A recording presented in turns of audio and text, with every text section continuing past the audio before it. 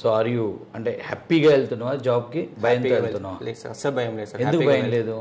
అంటే ఇప్పుడు ఆల్మోస్ట్ నేను ఇక్కడ ట్రావెల్ చేసిన 6 మంత్స్లో నేను అన్నీ నేర్చుకొని వెళ్తున్నాను. సో సబ్జెక్ట్ నేర్చుకొని వెళ్తున్నాను.